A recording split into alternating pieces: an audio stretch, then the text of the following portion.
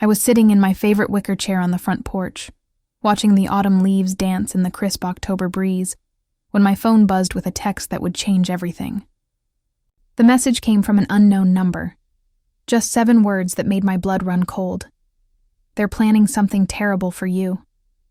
Before continuing, please subscribe to the channel.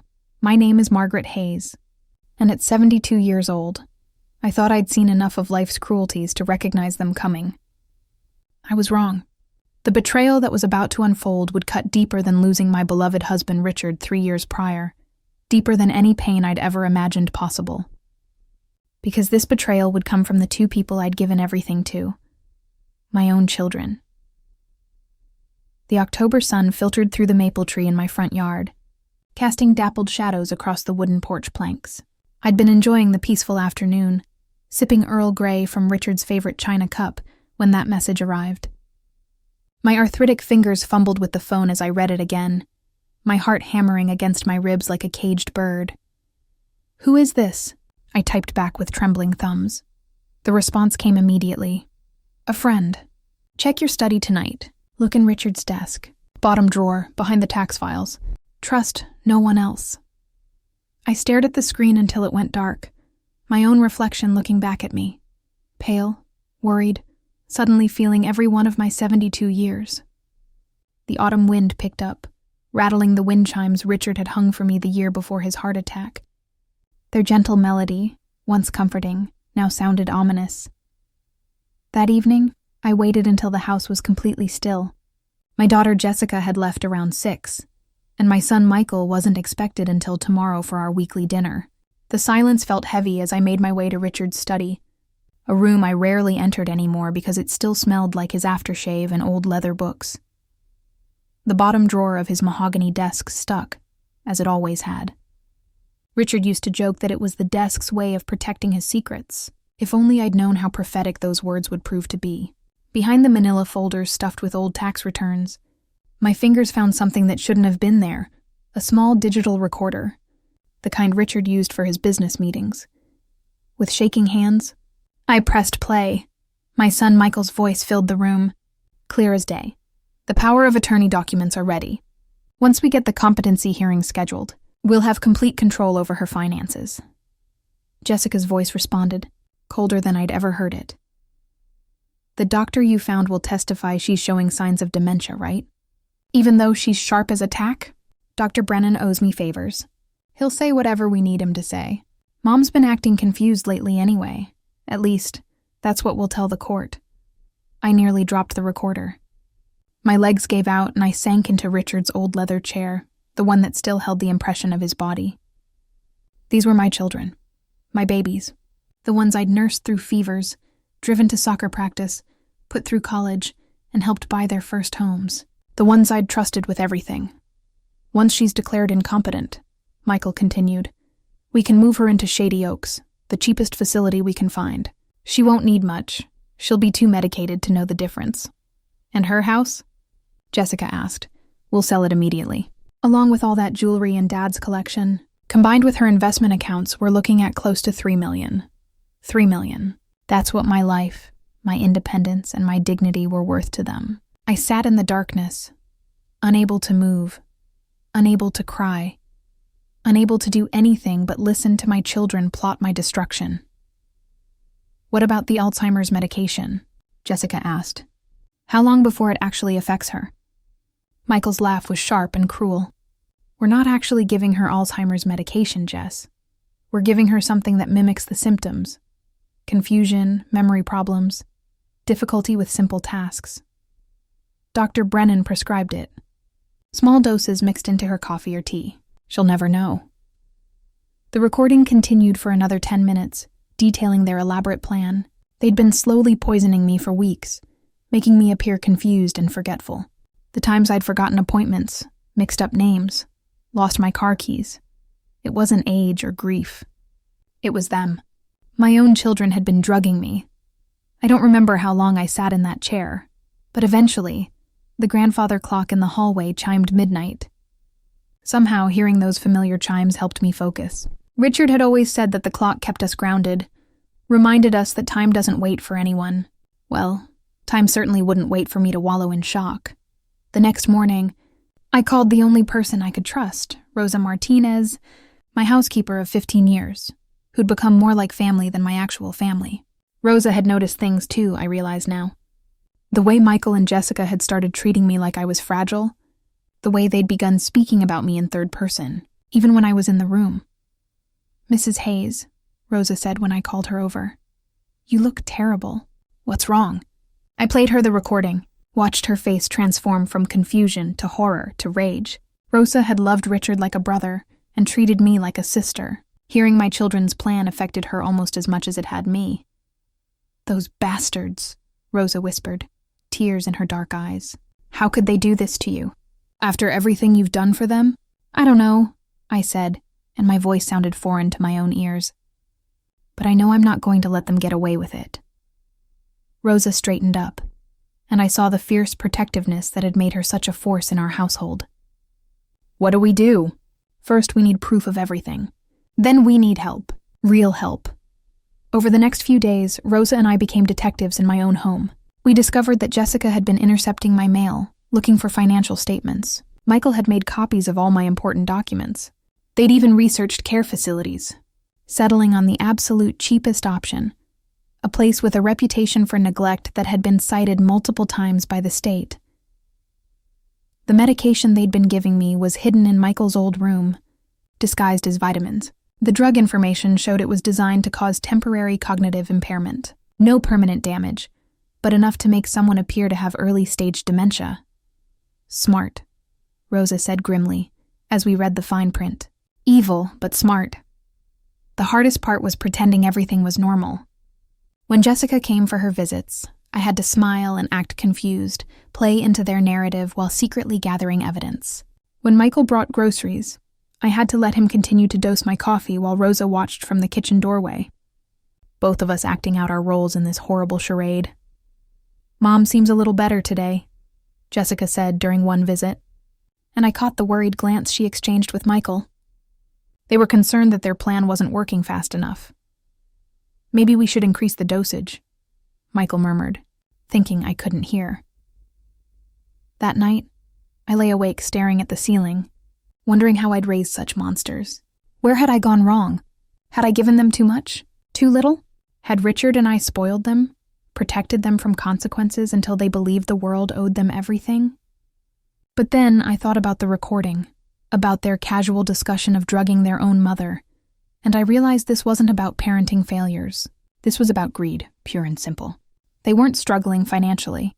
Jessica was a successful real estate agent, and Michael owned a thriving accounting firm. They simply wanted more, and they saw me as an obstacle to be removed. 2 weeks after finding the recorder, Rosa brought me disturbing news. She'd been talking to her cousin Maria, who worked as a nurse at Shady Oaks.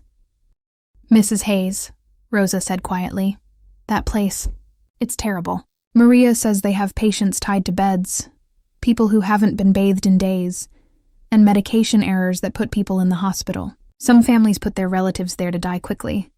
The full horror of my children's plan hit me then. They weren't just stealing my money. They were sending me somewhere to suffer and die, alone and neglected, while they spent my life savings on luxuries. That's when I decided to fight back. I called Richard's lawyer first, a man named Thomas Hartwell, who'd been our family attorney for 25 years. Tom was shocked when I explained the situation, but he immediately understood the legal implications. "Margaret, what they're planning is elder abuse, fraud, and potentially attempted murder if those drugs cause any serious health complications," Tom said during our secret meeting at his office. "But we need solid evidence to stop them." "I have recordings of them planning everything," I said.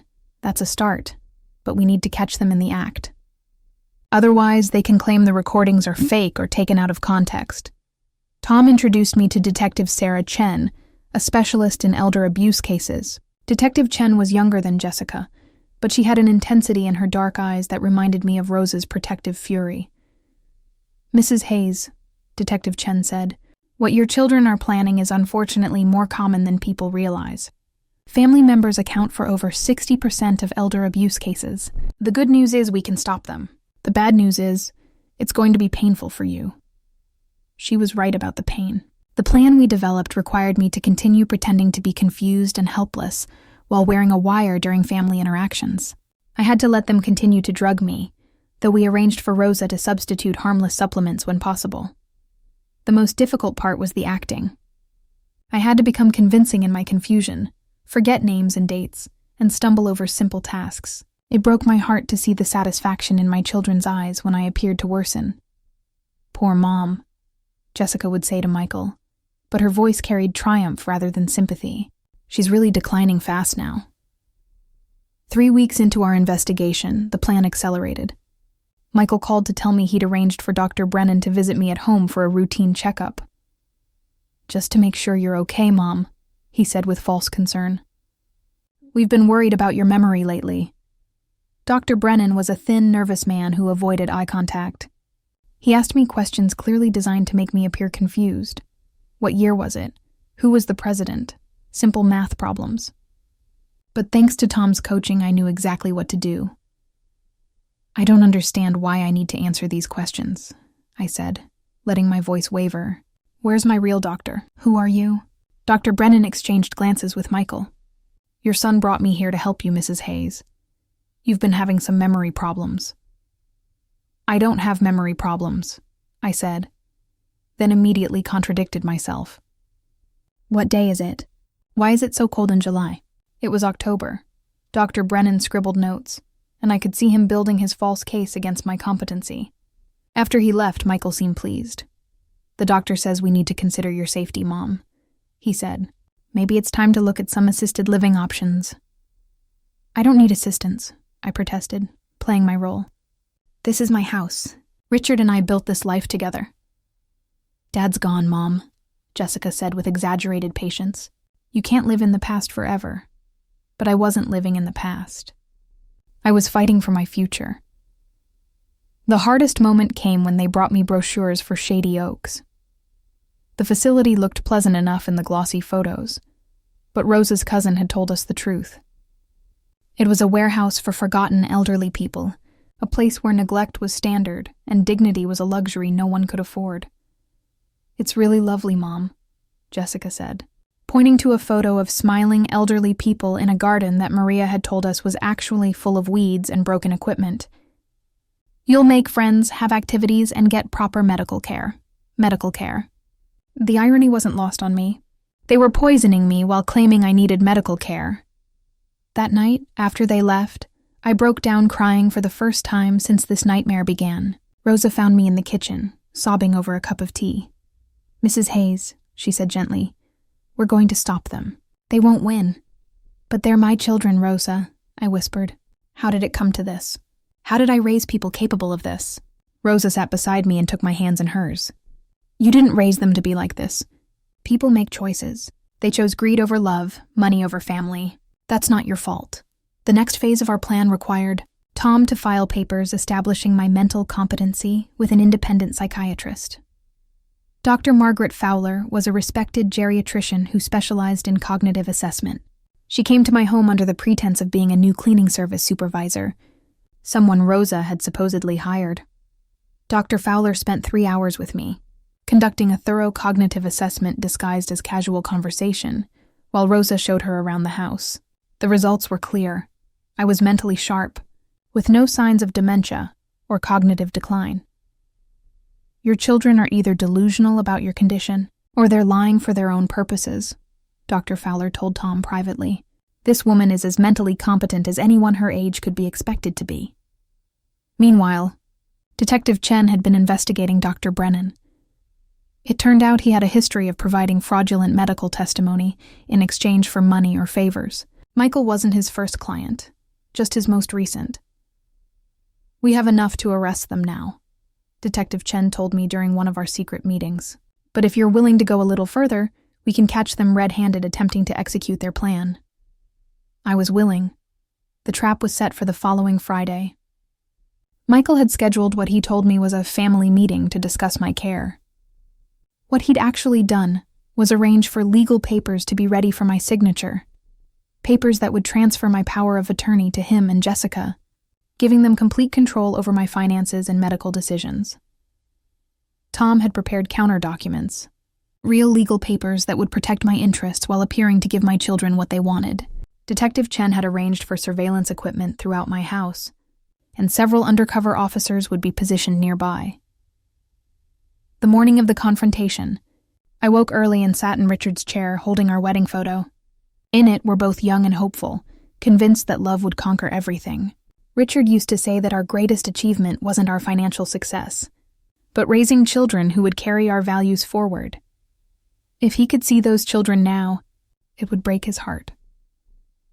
Rosa brought me coffee, real coffee, with no hidden drugs for the first time in weeks. It tasted like freedom. "You ready for this, Mrs. Hayes?" she asked. "As ready as I'll ever be," I said. Michael and Jessica arrived at exactly 2:00, along with Dr. Brennan and a man I didn't recognize, who turned out to be Michael's lawyer. They'd also brought a woman from Shady Oaks to discuss admission procedures. "Mom," Jessica said with false warmth, "we need to talk about your future." They sat me down in my own living room like a child about to be scolded. Michael spread papers across my coffee table while Jessica positioned herself behind my chair, supposedly to comfort me, but actually to intimidate me. "These are just some documents to help us take care of you better," Michael said. "Simple legal papers that let us handle your finances and medical decisions." I looked at the papers with feigned confusion. "I don't understand. Why do you need to handle my finances?" "Because you're not capable anymore, Mom," Jessica said, and for the first time, I heard real impatience in her voice. "You forget things, you get confused. You can't take care of yourself." "The doctor says you have early-stage dementia," Michael added. "It's going to get worse." Dr. Brennan nodded gravely. "I'm afraid that's correct, Mrs. Hayes. Your condition requires professional care." I looked around the room at these people who were supposed to care about me. People who were actively working to destroy my life. The wire taped to my chest felt heavy with the weight of their betrayal. "But I feel fine," I said weakly. "This is my home. Richard is dead," Jessica snapped, dropping her fake patience. "He's been dead for 3 years, and it's time you accepted that." "Jessica," Michael warned. "No, Michael. I'm tired of pretending.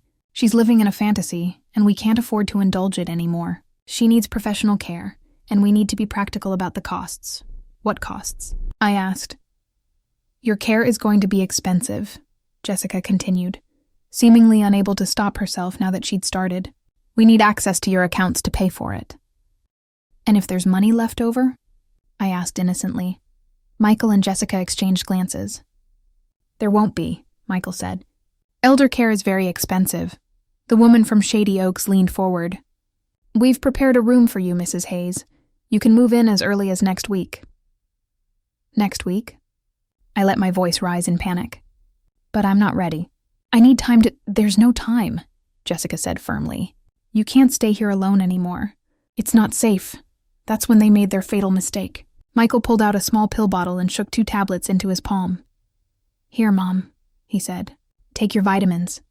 They'll help you feel calmer about all this." I stared at the pills. The same ones Rosa and I had found hidden in his room, the ones designed to make me appear cognitively impaired. In front of witnesses, with Detective Chen's equipment recording everything, my son was about to drug me into compliance. "What are these?" I asked. "Just vitamins," Michael said. "They help with anxiety and confusion." "I don't feel anxious or confused," I said. "I feel like my children are trying to steal my life." The room went silent. Jessica recovered first. "Mom, that's exactly the kind of paranoid thinking that shows you need help," she said. "No one's trying to steal anything. We're trying to take care of you." "By putting me in a facility with violations for neglect?" I asked. "By giving me drugs that aren't vitamins?" Michael's face went white. "Mom, you're not making sense." "I'm making perfect sense," I said, standing up slowly. "I know what you've been doing. I know about the fake medical reports, the plan to have me declared incompetent, the real reason you want me in Shady Oaks." "Mrs. Hayes," Dr. Brennan said nervously, "perhaps you should take those pills. You seem agitated." "I seem agitated because my children have been poisoning me for weeks while planning to steal everything I've worked for my entire life." Jessica laughed, but it sounded forced. Mom, that's ridiculous. Why would we want to hurt you? $3 million, I said quietly. That's what you calculated my life is worth. The silence stretched on for what felt like hours. I could see them all trying to figure out how I knew, what I'd overheard, how much trouble they were in. Finally, Michael tried one last approach. Mom, even if you overheard us talking about your finances, you have to understand. We're thinking about your future, about what's best for you. What's best for me? I repeated. Drugging me without my knowledge is what's best for me. Paying a doctor to lie about my mental state? Sending me to a facility where people die from neglect? Dr. Brennan stood up abruptly. I think I should leave. Sit down, doctor, said Detective Chen as she entered from the kitchen, badge visible. I don't think anyone should leave just yet. The transformation in the room was immediate. Jessica gasped, Michael went pale, and Dr. Brennan looked like he might faint. The lawyer started reaching for his briefcase. Mrs. Hayes, Detective Chen said, would you mind if we continued this conversation down at the police station? I think there are some things these folks need to explain. What followed was a blur of arrests, reading of rights, and the surreal experience of watching my children taken away in handcuffs. The woman from Shady Oaks tried to claim she wasn't aware of any illegal plan, but the recordings clearly showed her discussing how to keep me medicated and compliant. Dr. Brennan confessed almost immediately, revealing that this wasn't his first time providing fraudulent medical testimony. Michael's lawyer was also implicated, as he'd knowingly prepared legal documents based on false medical information. The trial took place 8 months later. By then, the local media had picked up the story, turning it into a cautionary tale about elder abuse and family greed. I testified about the months of being slowly poisoned, about discovering my children's plan, about the horror of realizing the people I trusted most in the world wanted me gone. Jessica showed no remorse during the trial. She actually dared to claim they were trying to help me, that I was too old and confused to make my own decisions. Michael at least had the grace to look ashamed, though he maintained his innocence until the very end. The evidence was overwhelming. The recordings, the fake drugs, Dr. Brennan's confession, the financial documents showing how they planned to spend my money. It all painted a clear picture of elder abuse and fraud. Michael received 3 years in prison. Jessica got 2.5. Dr. Brennan lost his medical license and received 5 years. The facility director from Shady Oaks was also charged with conspiracy and elder abuse. But the legal victory felt hollow. Yes, justice had been served, but I'd lost my children in the process. Not to death, which would have been tragic but understandable, but to their own greed and cruelty. The hardest part came after the trial, when I had to rebuild my life without the family I'd thought I had. The house felt empty. Not because Richard was gone. I'd made my peace with that loss. But because the children who'd grown up there, whose drawings still hung on the refrigerator, whose Christmas stockings I still hung every year, had revealed themselves to be strangers. Rosa became my anchor during those difficult months. Her family, her children and grandchildren, began including me in their celebrations. I learned to make tamales from her mother, played board games with her grandchildren, and slowly began to understand what real family looked like. You know, Rosa said to me one evening as we sat on the porch, watching her granddaughter chase fireflies in my yard. Blood doesn't make family. Love makes family. Loyalty makes family. Respect makes family. She was right. The people who'd stood by me during the worst experience of my life, who'd helped me fight for my dignity and independence, they were my real family. Not the children who'd shared my DNA but not my values. I still live in the same house, though I've made some changes. Richard's study is now my office, where I volunteer with an elder rights organization, helping other seniors recognize the warning signs of family financial abuse. The guest room that used to be Michael's is now Rosa's when she stays over during bad weather or when we're working on a particularly challenging case. I've also updated my will. The money that would have gone to Michael and Jessica now supports scholarships for students studying elder law and gerontology. Some of it goes to improving conditions at legitimate care facilities. A substantial amount has been set aside to ensure Rosa's family is taken care of. People sometimes ask if I miss my children, if I regret pursuing charges against them. It's complicated. I miss the children they used to be, or the children I thought they were, but I don't regret protecting myself and other potential victims from their cruelty. The experience taught me something important about strength. I'd always thought of myself as someone who derived strength from family, from the people who loved me. But I learned that real strength comes from within, from knowing your own worth regardless of how others treat you. At 73 now, I'm more independent than I've been in years. I travel with Rosa and her family. I've taken up painting again. I'm learning to use a computer to stay connected with other elder advocates around the country. My doctor, my real doctor, not Dr. Brennan, says I'm in excellent health both physically and mentally. Sometimes, late at night, I still think about Michael and Jessica. I wonder if they've learned anything from their time in prison, if they feel any genuine remorse for what they tried to do to me. But mostly, I focus on the future, on the relationships I've built with people who see me as valuable for who I am, not what I own.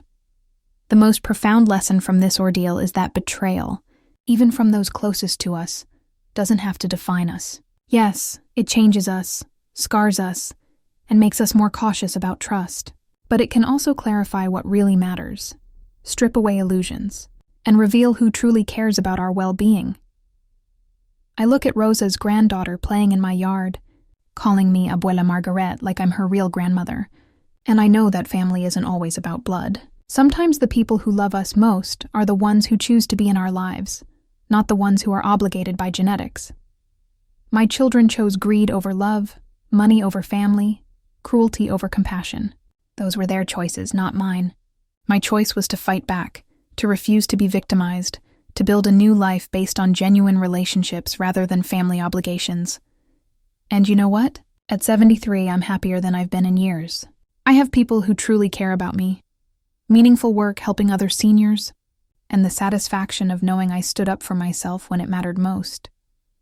That's not the ending I expected for my story when I sat on my porch that October afternoon and received a mysterious text from a stranger. But sometimes the most unexpected endings turn out to be the most meaningful ones. The person who sent me that warning text, by the way, was Maria, Rosa's cousin from Shady Oaks. She'd overheard Jessica and Michael touring the facility and making arrangements for my admission. She knew Rosa worked for me, put the pieces together, and decided to warn me. Another example of how real family, the family we choose, looks out for each other. These days, when I sit on my porch in the evenings, I don't hear whispers of betrayal in the wind. I hear laughter from Rosa's grandchildren. Conversations in Spanish and English flowing together like music. The sound of people who care about each other sharing their lives.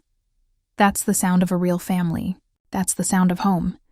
But the story doesn't end there, because life rarely wraps up as neatly as we'd like. 6 months after the trial ended, I received a letter that would test everything I thought I'd learned about forgiveness and family. The letter came from Jessica. She was writing from the women's correctional facility where she was serving her sentence, and her words were different from anything she'd said during the trial. Gone was the defiant woman who'd insisted she was trying to help me.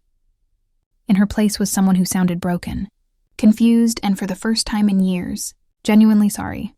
"Mom," the letter began, "I know I have no right to ask for your forgiveness, and I'm not writing this letter expecting it. I'm writing because I need you to know that I understand now what we did to you, and I am ashamed beyond words." I read those lines 3 times before I could continue. Rosa found me in the kitchen that morning, holding the letter with tears streaming down my face. "What is it, Mrs. Hayes?" she asked, immediately concerned.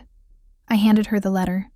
Rosa read it in silence, her expression growing more complicated with each paragraph. Jessica wrote about the months in prison, about having time to think without distractions, about talking to a counselor who helped her understand the magnitude of their betrayal. She wrote about other women in prison who were there for similar crimes against elderly family members, and how hearing their stories made her realize she wasn't unique. She was part of a pattern of adult children who saw their parents as obstacles rather than people. "I keep trying to remember when I stopped seeing you as my mother and started seeing you as a bank account," Jessica wrote. "Maybe it was after Dad died when we saw how much money he'd left. Maybe it was when Michael started talking about how unfair it was that you got to live in that big house while we were still paying mortgages. I don't know when it happened, but somewhere along the way, I forgot that you were the woman who stayed up all night when I had pneumonia, who worked extra jobs to pay for my dance lessons, who celebrated every achievement and comforted me through every heartbreak. The letter went on for 3 pages. Jessica talked about the other inmates who'd shared their own stories of greed destroying families. She wrote about a woman who'd stolen from her grandmother's Social Security checks, another who'd forged her father's signature on his house deed. Jessica realized she wasn't a victim of circumstances. She was part of a growing epidemic of elder abuse driven by entitlement and greed. I understand if you never want to see me again, the letter concluded. I understand if you can't forgive me, but I need you to know that I remember who you really are now, and I'm sorry I forgot. I'm sorry I let money become more important than the woman who gave me life and loved me unconditionally for 37 years. Rosa finished reading and looked at me with questioning eyes. What do you think? I don't know, I admitted. Part of me wants to believe she's truly changed. Part of me thinks this could be another manipulation. What does your heart tell you? That was the question, wasn't it?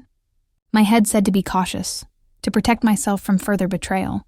But my heart remembered the little girl who used to crawl into bed with me during thunderstorms, the teenager who'd called me crying after her first heartbreak, the young woman who'd asked me to help her pick out her wedding dress. I spent weeks thinking about that letter. I talked to Tom, my lawyer, who warned me about the possibility of manipulation. I talked to Detective Chen, who'd seen many cases where criminals tried to win sympathy from their victims. I talked to Dr. Fowler, who helped me understand the psychology of both victimization and genuine remorse. But mostly I talked to Rosa, who'd become my closest confidant and the person whose judgment I trusted most. You know, Rosa said one evening as we prepared dinner together, my grandmother used to say that forgiveness isn't about the other person. It's about freeing yourself from the prison of anger and hurt. But how do you know if someone's truly sorry? Or just sorry they got caught? Maybe you don't know for sure, Rosa replied, chopping onions with practiced efficiency. Maybe that's not the point. Maybe the point is whether holding on to the anger is helping you or hurting you. 2 months later, I made a decision that surprised even me. I wrote back to Jessica. I didn't forgive her. Not yet. Maybe not ever. But I acknowledged her letter and told her I was glad she was getting counseling. I told her about my work with elder advocacy groups and how her actions had motivated me to help other seniors avoid similar betrayals. I also told her something I hadn't expected to write, that despite everything, I still remembered the daughter she used to be, and I hoped she could find her way back to being someone worthy of that memory. Her response came quickly.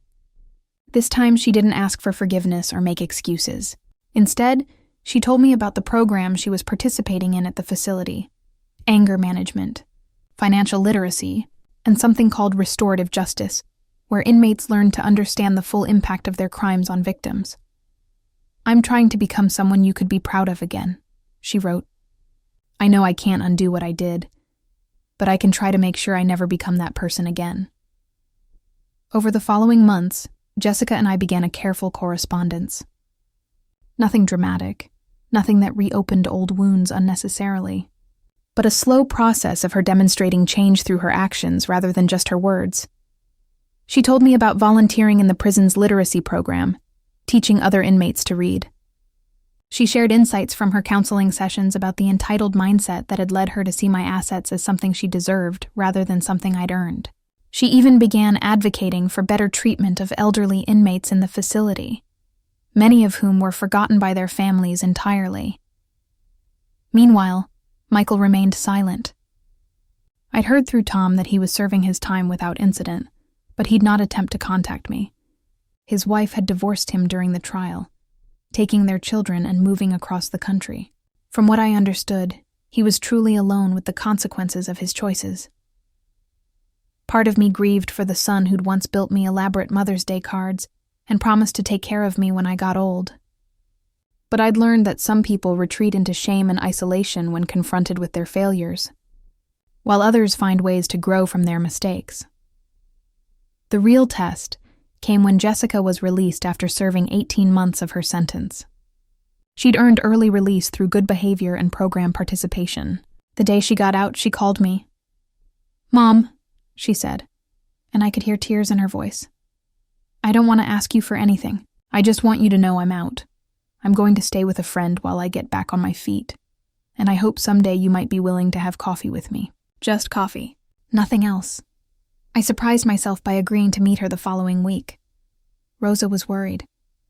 "Mrs. Hayes, are you sure about this? What if she's just better at manipulating now?" "Then I'll find out," I said.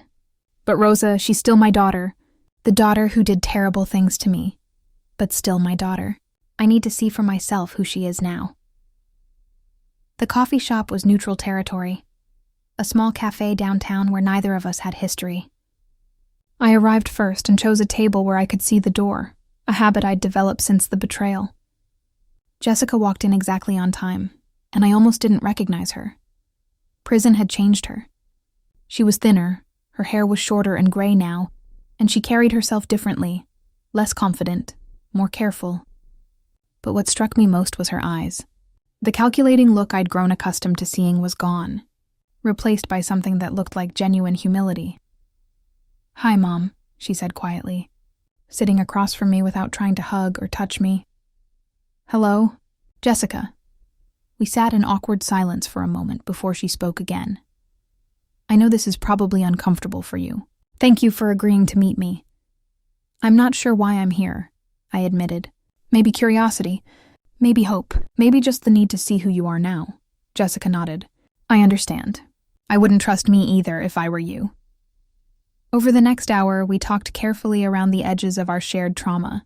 She told me about her plans, a job she'd found at a nonprofit that helped former inmates reintegrate into society, a small apartment she could afford, and her continued counseling sessions. "I'm not asking you to trust me," she said as our coffee grew cold. "I know I have to earn that if it's even possible. I'm just asking for the chance to show you that I remember who I used to be before I became someone who could hurt you." What struck me most about that conversation was what she didn't do. She didn't make excuses.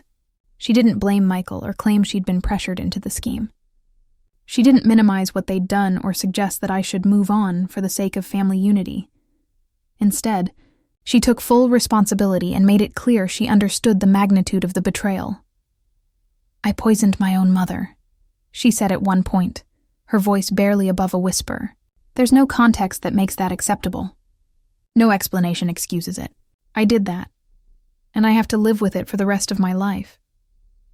When we parted that day, I felt something I hadn't expected. Not forgiveness exactly, but a tiny seed of possibility. Maybe Jessica really had changed. Maybe people could come back from the kind of moral failure that had nearly destroyed both our lives.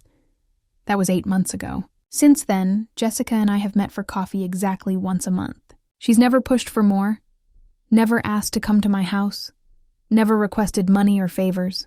She simply shows up, tells me about her life, asks about mine, and demonstrates through consistency that she's trying to rebuild herself into someone worthy of respect. She's kept every job she's had, maintained her own apartment, and continued her counseling. She's also begun volunteering with an organization that educates families about elder abuse prevention, something she suggested, not something I asked her to do. "I want to make sure no other family goes through what we went through," she told me during one of our meetings. "I want to prevent other daughters from becoming what I became." I still don't know if I'll ever fully trust Jessica again. Trust, once broken so completely, may be impossible to fully repair. But I've learned something important about the difference between trust and hope. I may never again trust Jessica with my financial information, my legal documents, or my vulnerabilities. But I can hope that she's genuinely changed. I can hope that the work she's doing to prevent elder abuse is meaningful to her.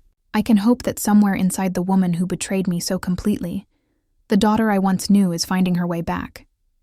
Michael, on the other hand, remains a closed chapter. He was released 3 months ago, but he's not attempt to contact me. I've heard through acquaintances that he's struggling.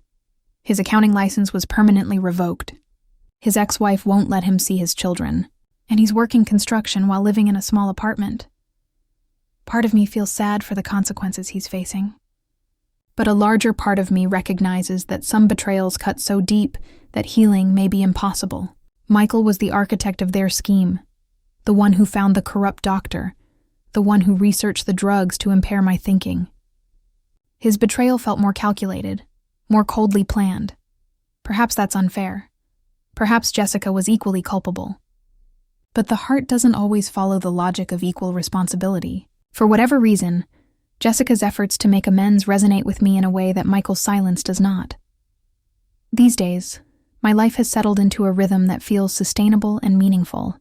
I spend mornings working with the elder advocacy group, afternoons often with Rosa and her family, and evenings reading or pursuing the painting hobby I'd abandoned years ago. The house no longer feels empty. Rosa's grandchildren have sleepovers here sometimes. Her daughter Maria, named after the cousin who first warned me about my children's plan, is studying to become a nurse, and I've been helping her with tuition. Her son Carlos is learning to play piano, and he practices on the baby grand that Richard and I bought years ago, but rarely used. Last month, we celebrated Carlos's 10th birthday here.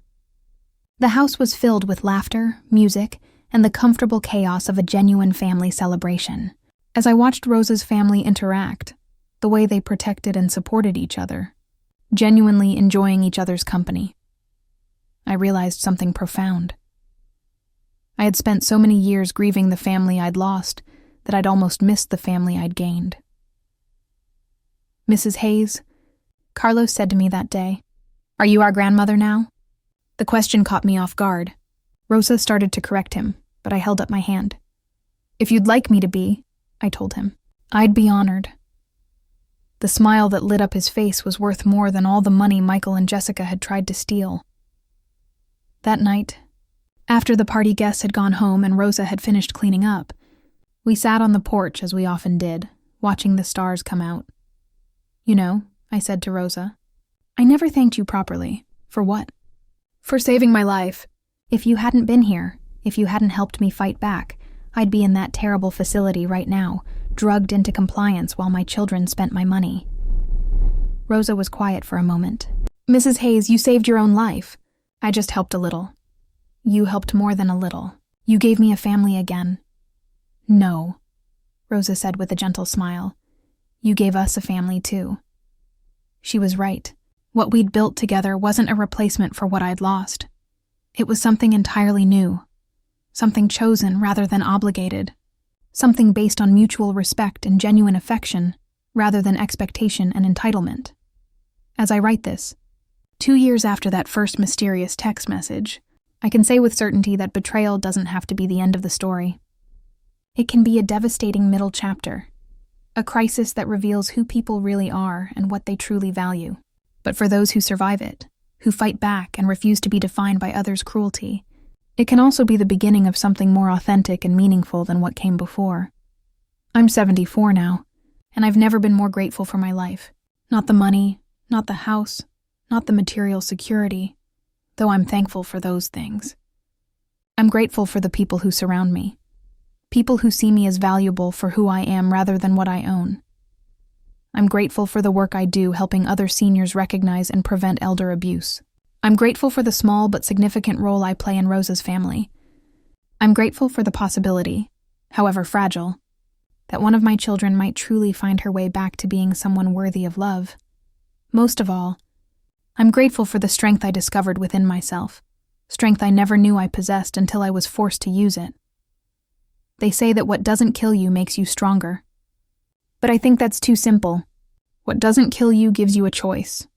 You can let it embitter you, make you suspicious and closed off and afraid, or you can let it clarify what really matters, strip away illusions, and help you build something more honest and authentic. I chose the latter, and while the journey has been painful, while I've lost people I thought I could never live without, I've also found peace and purpose that I never had before. The whispers I hear now in the evening breeze aren't warnings of betrayal. They're reminders of resilience, echoes of laughter, promises of tomorrow. They're the sound of a life rebuilt on a foundation of chosen love rather than obligated loyalty. And that, I've learned, makes all the difference in the world.